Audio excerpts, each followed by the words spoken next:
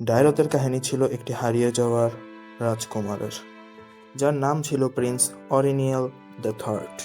মনিয়ান এম্পায়ারের আশা, কিন্তু এক রাতেই ডায়রথের ভাগ্য যেন সম্পূর্ণ বদলে গেল। হঠাৎ করে সে উধাও হয়ে যায়।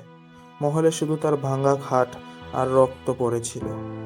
সবাই ভেবেছিল ডায়রথ আর এই পৃথিবীতে, কিন্তু সত্যটা ছিল অ্যাবিসের এক রাক্ষস তাকে ধরে নিয়ে গেছিল। অ্যালিস নামের রাক্ষস তাকে বড় করেছিল, কিন্তু অন্ধকারের মধ্যে। থামুস তাকে যুদ্ধ শিখিয়েছিল, কিন্তু মানুষের ভালোবাসা নয়। প্রিন্স অরিনিয়াল এখন ডায়রথের অন্ধকার রাজপুত্র। এখন সে তার পুরনো সেই সাম্রাজ্যকেই ধ্বংস করতে এসেছে, যেটা একসময় তার ঘর ছিল। যদিও তার রক্তে এখন সেই রাজ্যের স্মৃতি মিশে আছে। ডায়রথের গল্প শুধু যুদ্ধের নয়, একটা ভাঙা পরিচয়ের গল্প।